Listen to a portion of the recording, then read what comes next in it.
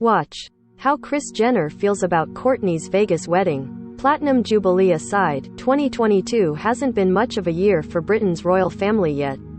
Not only because there haven't been any babies or weddings, though something along those lines wouldn't hurt right now, but, rather, because seemingly everywhere they look these days, there's a critic. Or, in Prince William and Kate Middleton's case, a crowd of them. For most of their almost 11 years of married life, the future king and his bride were elatedly greeted everywhere they went, whether it was to the English countryside for a day or to the southern hemisphere for 3 weeks. All they had to do was show up in the whirlwind of outfits, quotable exchanges with the folks lucky enough to get FaceTime, and precious family moments would commence. But things just aren't that simple anymore. While the reception Kate and Williams received, to their faces, during an 8-day tour of the Caribbean last month, their first official tour in 2 years since the onset of the COVID-19 pandemic, was perfectly cordial, the whole business was shadowed before they arrived by a rise in vocal anti-royal sentiment emanating from the former British colonies. First, the Duke and Duchess of Cambridge cancelled a scheduled March 20th visit to an indigenous Maya village in Belize after residents protested their impending arrival, Kensington Palace citing sensitive issues involving the community in Indian Creek. That same day, human rights group Advocates Network released an open letter to William and Kate, from 100 prominent Jamaicans, calling the couple direct beneficiaries of the wealth accumulated by the royal family over centuries, including that from the trafficking and enslavement of Africans. During her 70 years on the throne, the letter read, "Your grandmother has done nothing to redress and atone for the suffering of our ancestors that took place during her reign and/or during the entire period of British trafficking of Africans, enslavement, indentureship and colonialization."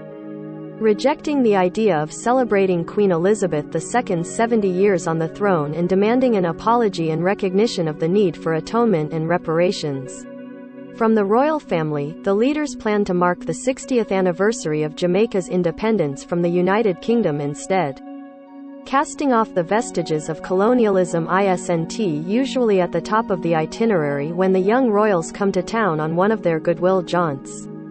So, William and Kate may have been taken aback when Jamaican Prime Minister Andrew Holness told them directly on March 22 that the island nation no longer wanted the Queen, who's been head of the Commonwealth of Nations since her accession to the throne in 1952, as their head of state.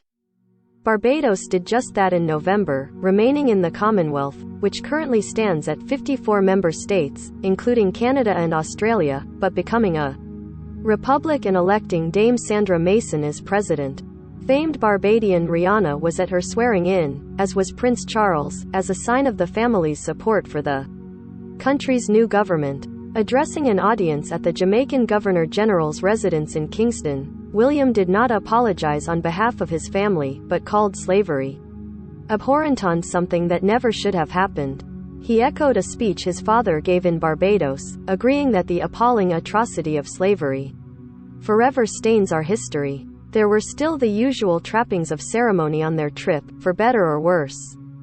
William and Kate rode in a parade with Jamaica's Defence Force in the back of the same open Land Rover that the Queen and her husband, Prince Pileup, traveled in when they last visited in 1994, the ability to smile and charm and pretend nothing is out of the ordinary being part of the couple's job. Really, it may be number one on the list of qualifications. It just looked like a throwback of a different time, which cannot be at all what they wanted, journalist and royals expert Jonathan Sacerdoti told E! News in an exclusive interview. In fact, I think the royal family sees Prince William and Catherine as kind of their secret weapon of the modern era, the modern version they send out to try to counter these sorts of images, so they were probably very disappointed in how that looked. In a statement released at the end of their trip, William said, "First, know that this tour has brought into even sharper focus questions about the past and the future. In Belize, Jamaica and the Bahamas, that future is for the people to decide upon." He and his wife fully enjoyed their time, though, he added, and Catherine and I are committed to service. For us, that's not telling people what to do. It is about serving and supporting them in whatever way they think best by using the platform we are lucky to have. Of course, the juicier headlines don't necessarily reflect that many people were still excited to see the royals, or at least were proud to host them in their country, so I don't know that it's fair to say it was an unmitigated disaster, Sacerdoti said, but it was reported that way. And the fact that it was reported that way and that those negatives have been picked up means it could be damaging, and I think it's now about how they react coming out of it. But while it may have been extra nice for Will and Kate to return home on March 26, it's not as if everyone's thrilled with the royal family there, either. Public support for the 95-year-old queen remains high, bulletproof, Sacerdoti called her popularity, and, provided the fickle COVID variants allow it.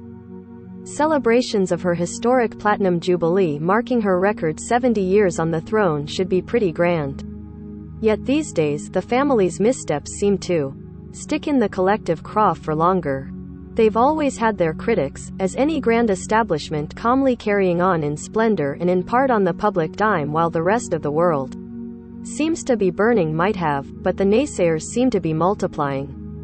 It's been 13 months since Meghan Markle and Prince Harry's interview with Oprah Winfrey opened a rift between those who were aghast that the now California-based couple would tarnish the crown as they did with accusations of racism and bullying, and those who were proud to tweet that they knew it all along, that's just how those empire-mongering royals have always been. Harry traveled to England alone for his grandfather Philip's funeral last April, the Queen's consort of 73 years having died 2 months shy of his 100th birthday, and then again to join William at the July 1 dedication of a statue of their late mother, Princess Diana, in the sunken garden at Kensington Palace.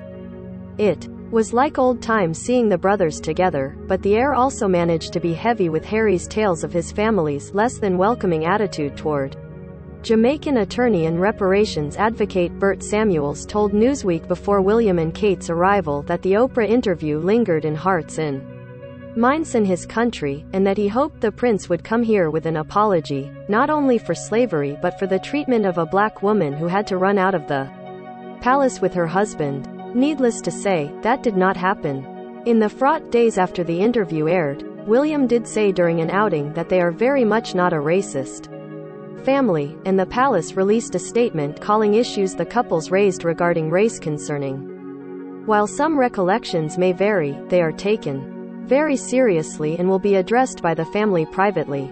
The birth of Harry and Meghan's daughter Lilibet Diana Mountbatten Windsor last June 4 made for cheery news, but it was without the royal baby fanfare that preceded the May 6, 2019, birth of her brother, Archie Harrison, in London, let alone the arrivals of all 3 of Kate's kids, and what's happening in Southern California just seems so separate from anything the royals are up to in the UK.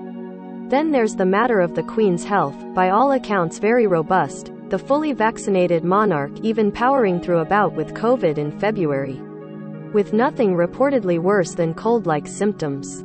2 days after the palace confirmed her positive test, however, Hollywood Unlocked posted on Instagram, February 22, citing sources close to the royal palace, that the monarch had died. Long story short, it was BS.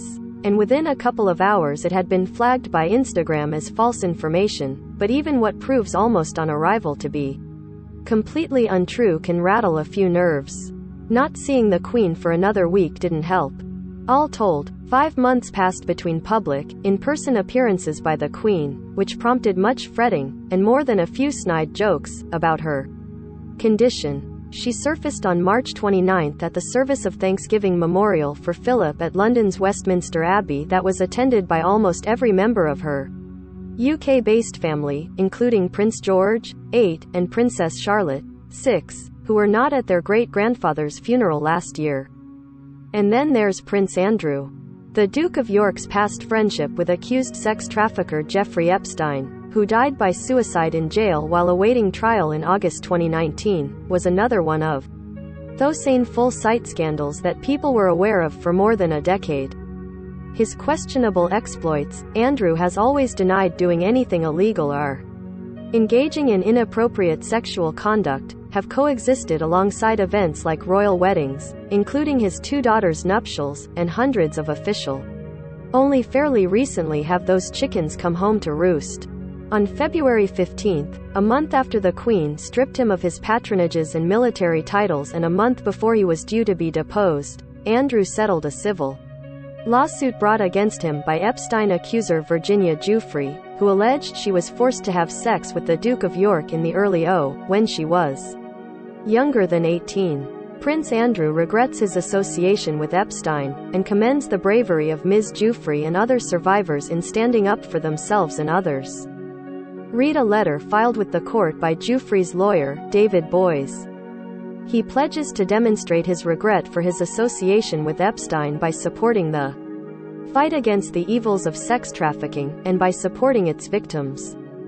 Andrew, 62, denied ever meeting Giuffre, or engaging in any illegal or inappropriate conduct whatsoever, suggesting in a cringe-worthy November 2019 BBC interview that directly preceded him stepping away from his royal duties that a widely published photo seemingly showing him with his arm around Giuffre could have been doctored. The Queen's action in January came in response to increased scrutiny of Andrew's past ties with Epstein and the late financier's friend Ghislaine Maxwell, who was convicted of sex trafficking charges in December.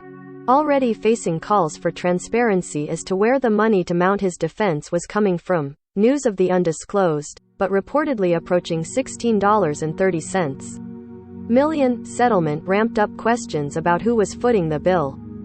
Amid speculation that the Queen was paying his legal expenses, various reports have said that Andrew's mother has contributed upward of $2 million from her private income to the settlement. In January, Andrew and ex-wife Sarah Ferguson reportedly settled roughly $5.4 million in debt on the ski chalet in Verbier, Switzerland, they purchased for a reported $19.6 million, by today's exchange, in 2014, paving the way for them to sell it. You can see where any proceeds from a sale are going to go, Isabelle de Rouve, who originally sold the property to the Duke and Duchess of York, told The Washington Post. In any case, talk of these huge sums of money is not helping the royal family, Sacerdoti says. It's terrible for their PR. It's only going to make public opinion, at least regarding some members of the family, worse. In a previous interview following news of the settlement, Sacerdoti told E! News that any sort of public comeback for Andrew would be very difficult, but he predicted he'd still be involved in official royal family events. We might see him in the group but more quietly in the background, he said. The Queen is still Hi's mother. He is still the Duke of York. So Andrew front and center with the Queen was probably the last thing even the monarch's biggest fans wanted to see so soon after that debacle. Yet there he was, escorting his mother into Westminster Abbey at the memorial for Pileup. Which, according to experts, must have been exactly what the Queen wanted. It shows she wholeheartedly loves and believes her son, Evening Standard Royal's editor and biographer Robert Jobson told People. Moreover, he added, she has faith in Andrew. Even if he disappears from public life, he's been able to pay tribute to his father, who after all, was very proud of his service in the Royal Navy, where he fought in the Falkland Islands conflict. Still, Sacerdoti told E! I think it was surprising to see him taking a prominent role in the memorial because people didn't expect that. They expected him to keep a lower profile indefinitely, really. As a public figure, however, he is the Queen's son. Regardless of the tough calls she's had to make as boss of the firm, as a mother, she is somebody that has dedication to her family through good times and at face value, there's certainly isn't anything unusual about an elderly parent taking her son's arm to steady herself, the Queen likely wanting to enter the service for her late husband on as much of her own steam as she could. That's an image she's apparently very proud of maintaining, Sacerdoti noted. When it comes to the Jubilee celebrations, I suspect she'll want to pursue the same goals of being seen as independent as much as possible. So on the one hand, this was a mother who asked her son to help her, Sacerdoti said of Andrew. On the other, she knows exactly how it would look. One has to assume there was somewhat of a statement going on, not just on his part, but also on Her Majesty the Queen's part, and that's to say, whatever's happening, he is still her son, and she has a right to literally lean on him when she needs to. But even when all of the above, from the British Empire's notorious history to Andrew's scandal to the Queen's physical, if not reputational, mortality, is considered, the expert adds, lots of people in the country, even those who don't support the idea of a monarchy anymore, still have a soft spot for the Queen. I think all of this points to the fact that the monarchy's reputation relies on being maintained, now and after her reign. And there's a big question mark over whether that will be the case. Subsequently, Sacerdoti wouldn't be surprised if William and Kate are still regrouping from their Rocky tour, with more foresight as to what people in the UK and beyond really want from them on their agenda moving forward.